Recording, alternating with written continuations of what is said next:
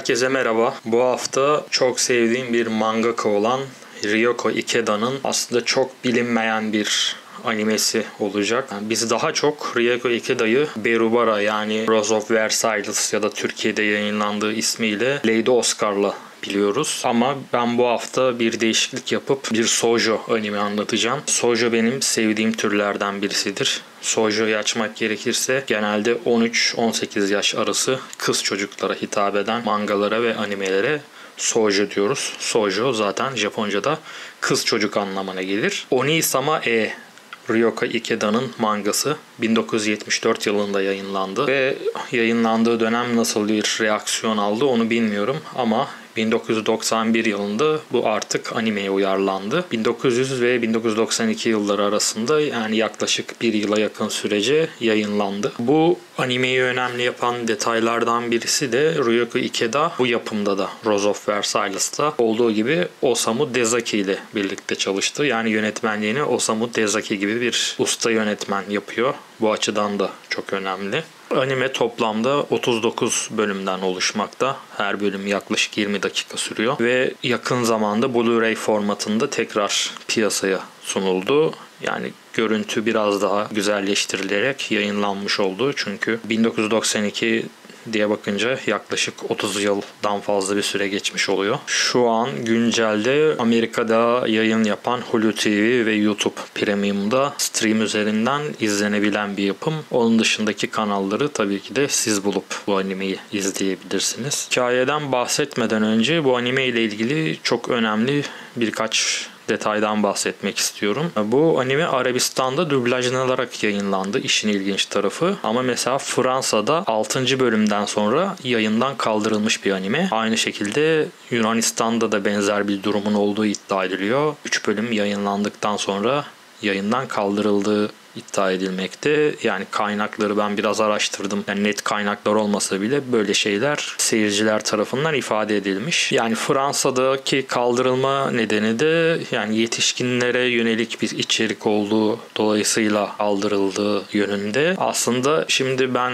35 yaşında bir anime sever olarak ve de bir shoujo anlattığıma bakılırsa evet yetişkinlere yönelik bir içerik olduğunu söyleyebiliriz ki ben bu animeyi biraz geç fark ettim. Özel bir araştırma gerekiyor çünkü gerçekten özellikle Rose of Versailles fanları bir şekilde bu animeyi bulup izliyorlar. Onun dışında gerçekten tesadüfen bulunabilecek bir anime ama bence artık kült ve yani tek kelimeyle başyapıt olduğunu söyleyebilirim. Animenin hikayesi genel olarak baş kahraman olan Nanako'nun liseye yeni başlayan bir kız Nanako ve yeni başladığı Seiran Akademisi'ndeki ilişkileri yaşadığı olaylar üzerine kurulu bir anime. Yani daha çok dershanede tanıştığı ve samimi bulduğu için ona mektup yazmak istediği dershane hocası Takehiko ile bir ilişkisini görüyoruz. Animede zaten Onisama ismini alma sebebi yani İngilizce Dear Brother olarak çevrilmiş. Bu ilişkiyle ilgili zaten olayların özetlenmesine de biz Nanako'nun Takeo'ya yazdığı mektuplardan dinliyoruz. İşte Onisama diye sesleniyor ve mektubunu okuyor. İşte bugün bunları yaşadım. Başıma şunlar geldi. Sen ne düşünüyorsun falan şeklinde yazdığı mektupları üzerine kurulu. Tabii Nanako'nun Takeo ile olan ilişkisinde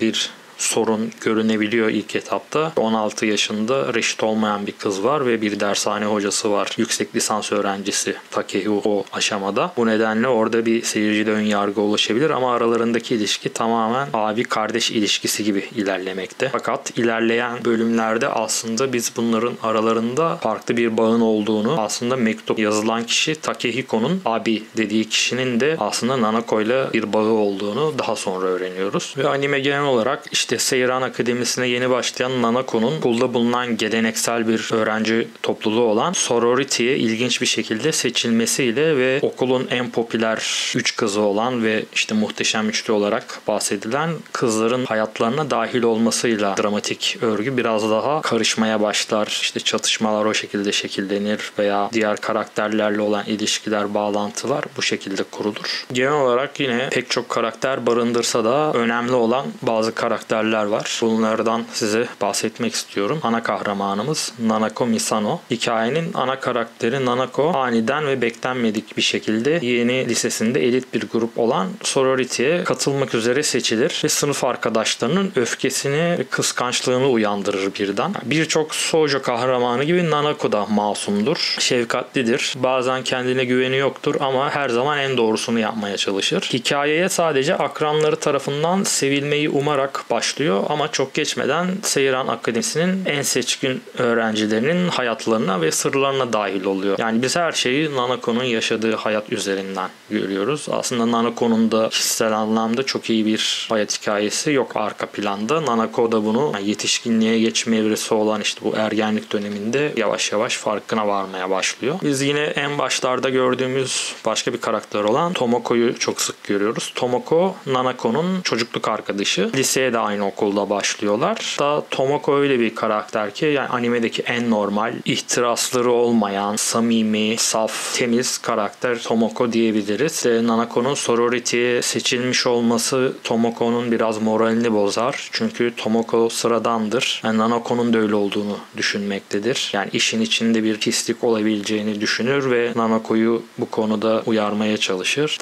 Daha sonradan Nanako'nun arkadaşı olacak Mariko ile arasında da bazen sorunlar yaşandığını görürüz. Bu muhteşem üçlü dediğimiz karakterlerden birisi Rei Asaka. Bu karakteri ilk gördüğümde ben Oscar'a benzettim. Rose of Versailles'in baş kahramanı olan, yani görüntü olarak aşırı onu andırmaktadır. Sarı saçları, uzun boyu, saç şekli vesaire mimikleri Oscar'ı andırmaktadır. Rei Asaka'da depresif bir görüntüsü vardır, böyle yalnız takılan bir karakter gibi görünür. Ama onun altında çok özel yetenekler vardır. İşte piyano çalabilir, keman çalabilir, flüt çalabilir. Hatta mangada sanırım keman da çalıyordu. Aynı zamanda sahnede oyunculuk yapabilmektedir. Hatta bir bölümde basketbol oynarken bile görebiliyoruz. O nedenle yetenekli bir karakterdir. Fukiko ile olan, yani Sorority'nin başkanı Fukiko ile aralarında olan garip bir ilişki vardır. Daha bu Fukiko ile arasında olan tuhaf ilişkiden dolayı Rei'nin işte uyuşturucu, daha doğrusu psikolojik ilaçlara bağımlı olduğunu, depresif olduğunu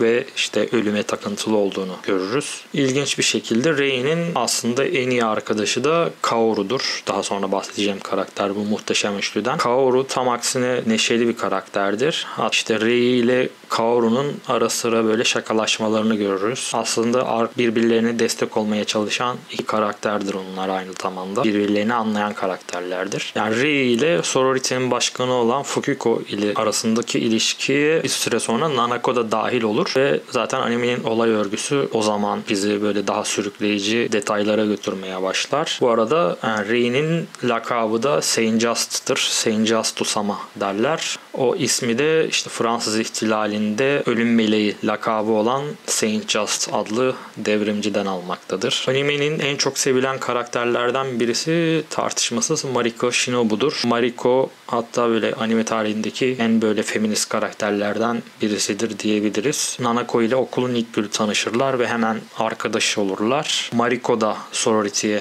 seçilmiştir. Fakat Mariko'nun babasıyla olan kötü ilişkileri dolayısıyla bazı problemler yaşamakta olduğunu görürüz. Daha doğrusu babasıyla olan kötü ilişkileri nedeniyle erkeklere karşı ön yargılıdır. Onlardan nefret edecek boyuttadır erkeklere bakış açısı diyebiliriz. Babasının işte başka bir kadınla yaşaması dolayısıyla ve annesinden boşandığı için babasına kızgındır. Bu nedenle Mariko zaten annesiyle yaşamaktadır ve Mariko bu yüzden ilişki kurduğu insanlar tarafından terk edilme korkusu yaşar. Bu nedenle ilgiyi de üzerinde tutmaya çalışır. Bu yüzden böyle saçma tavırlar içine girebilir. Mariko, Kaoru'nun ona verdiği güven duygusundan dolayı Kaoru'ya karşı ilgi duyar. Hani bu başta bahsettiğim gibi bu lezbiyen ilişki meselesi genelde bu tip ilişkiler üzerinden gidiyor anime üzerindeki. Yani aslında böyle çok bariz bir ilişki yaşanmıyor ama aralarındaki bu duygusal bağ belki kültürel farklılıktan ya da o yaşlarda kız çocuklarında olan bir şey de olabilir. O yüzden bana işte bu tartışmalar biraz ön yargıyla geliyor. Mariko ile Kaoru'nun arasındaki ilişki de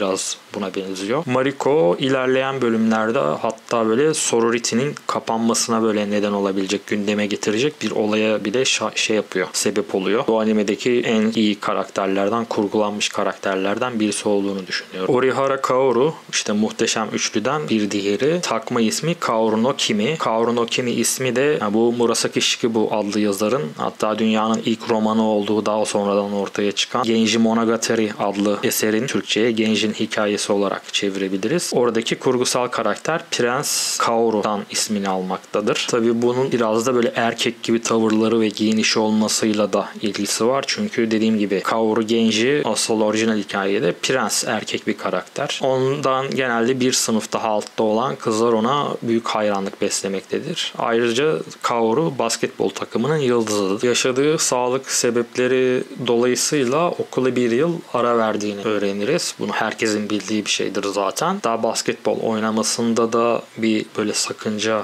olduğu söyleniyor bu konu hakkında. Tabii bunun nedenini ve hastalığı biz ilerleyen bölümlerde görüyoruz. Rei'yi anlatırken bahsetmiştim. Kaoru ile aralarında aslında birbirlerini destekleyen bir ilişki var. İşte Fukiko'nun Rei'ye olan kötü davranışı yüzünden Kaoru bu duruma biraz sinirleniyor. Pek hoşlanmıyor bu yüzden Fukiko'dan ve bu nedenle aslında sorority adlı yapının da ortadan kaldırılması gerektiğini savunuyor. Öğrenciler arasında bir kavgaya, rekabete, haksız rekabete, kıskançlığa ve bu nedenle suça silme durumlarına yol açtığını düşündüğü için ileriki bölümlerde de hatta işte sorority'nin kaldırılması gerektiğini gündeme getirip ve bununla ilgili bir toplantı yapılmasını talep ediyor. Muhteşem Üçlü'nün sonuncusu ve sorority'nin başkanı Fukiko Ichinomiya, yani diğer adıyla Miya-sama, işte öğrenci konseyi başkanı, sorority'nin başkanı. İşte bu ikebana, yani çiçek angajmanı ve özellikle at biniciliği gibi yetenekleriyle, zarif duruşuyla dikkat çeken karakter olarak karşımıza çıkıyor. Sakin, böyle cömert davranışlarının, işte öğrencileri sanki böyle bir abla gibi yaklaşma hareketlerinin aslında arka planında çok acımasız eylemler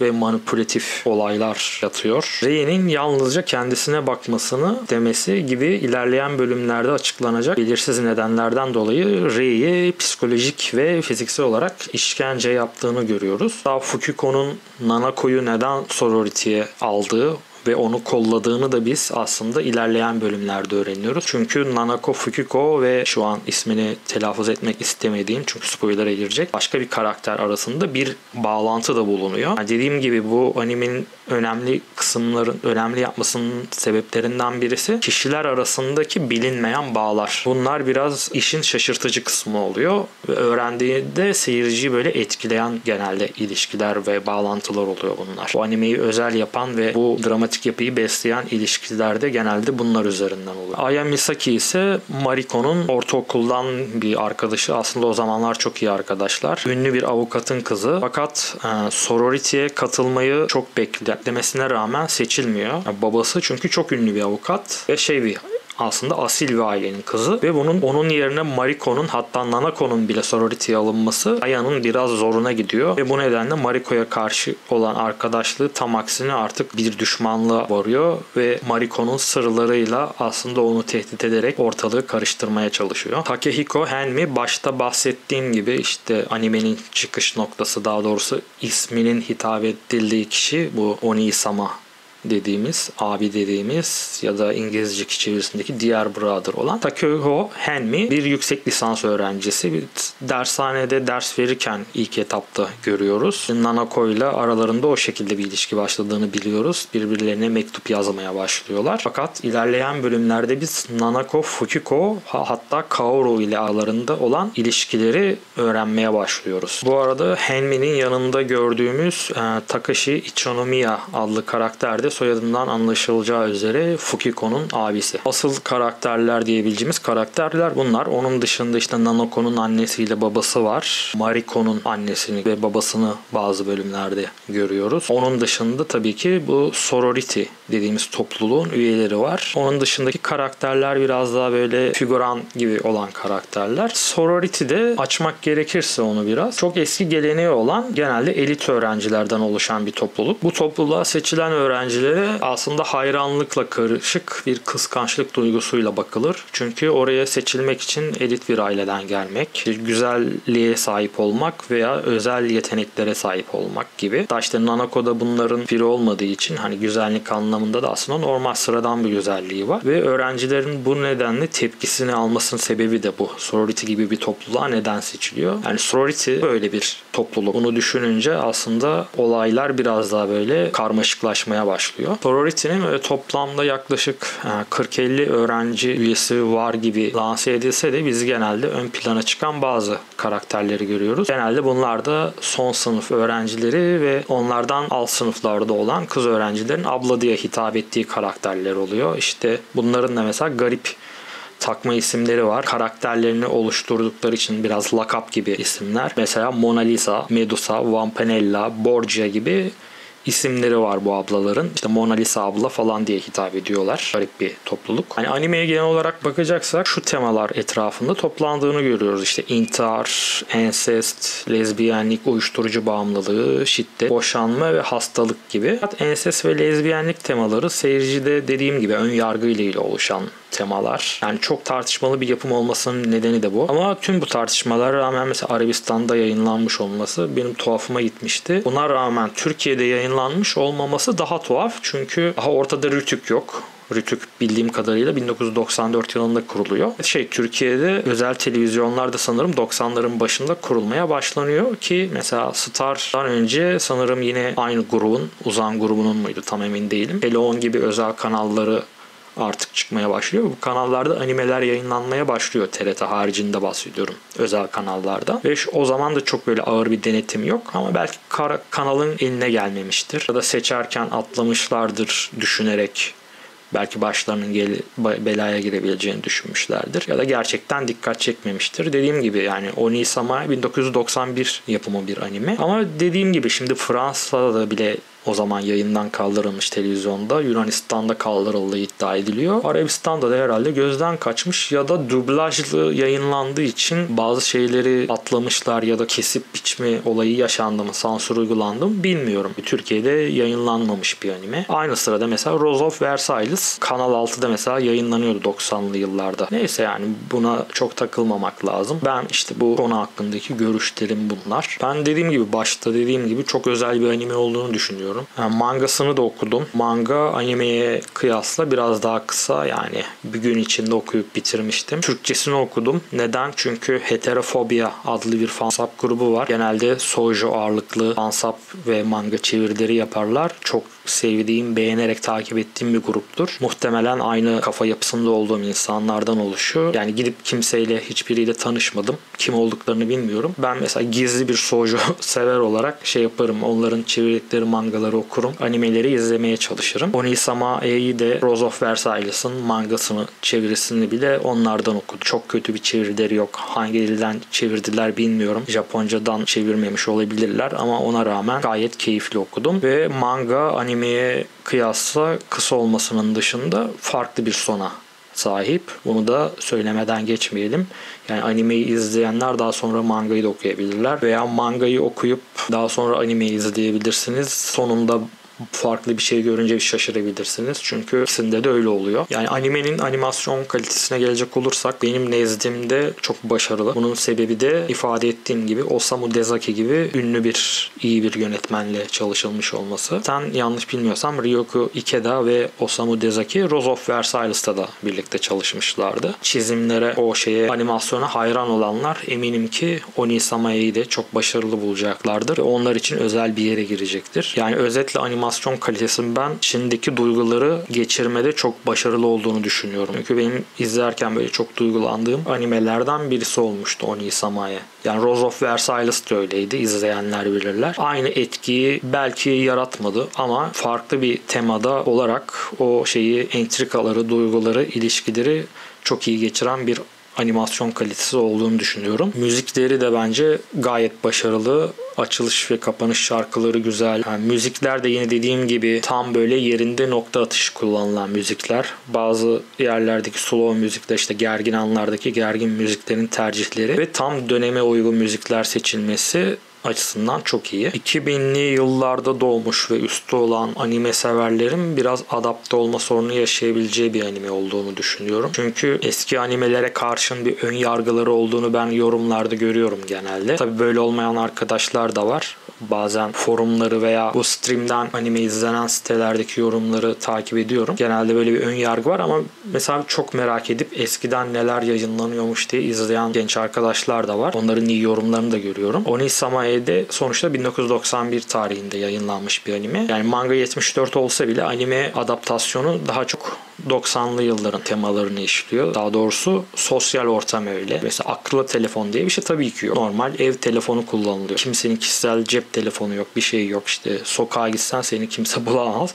Böyle garip 90'lar böyle bir dönemdi. Bizim yaşadığımız, benim de çocukluğumu geçirdiğim dönem. Bildiğim yıllar, o nedenle sevmiştim. İşte mesela Nanako'nun odasında müzik dinlediği bir müzik seti var kocaman. Herkesin mutlaka evinde o müzik setlerinden olmuştu o zaman. MP3 player'lar yoktu. Belki herkesin Walkman'i bile yoktu. Nanako'da o şekilde mesela müzik dinliyor odasında. Shoujo türünde olmasına rağmen ben her anime severin bir şans vermesi gerektiğini düşünüyorum. Çünkü benim nezdimde bir başyapıttır ve yani ben anime seviyorum ve bu konuda çok işte kültürlüyüm, şu kadar bir şey biliyorum diyen birisinin bence mutlaka izlemesi gereken bir anime. Neden diyorum? Çünkü ben de genelde kendimi tanımlıyorum. Çünkü anlatmışımdır. Çocuklu yaşlarımdan itibaren izliyorum ve Türkiye'de gelişmesi için inanılmaz çok katkıda bulundum. Siteler kurduk, forumlar kurduk, üniversitede kulüp kurdum, başkanlığını yaptım, yürüttüm. Türkçe manga çevirileri, fansap çalışmaları, daha sonra işte yazdığım kitap anime ve manganın kültür tarihi, dünden bugüne Türkiye'de anime ve manga. Dolayısıyla onlarda biraz donanımlı birisi olarak çok geç farkına vardığım animelerden birisi. Ama şu gerçekten bir hazine gibi bir şey oldu benim için. Sonradan bulduğum bir hazine oldu. Onisamae için bir tanım yapmak gerekirse, hiç karşılaşmadıysanız sizin için de öyle olacağını düşünüyorum. Bu haftanın animesi buydu, Onisamae. Başka bir yapımda görüşmek üzere. Görüşlerinizi yorumlarda bildirirseniz, kanala abone olursanız çok sevinirim. Haftaya görüşmek üzere. Kendinize iyi bakın. Hoşça kalın.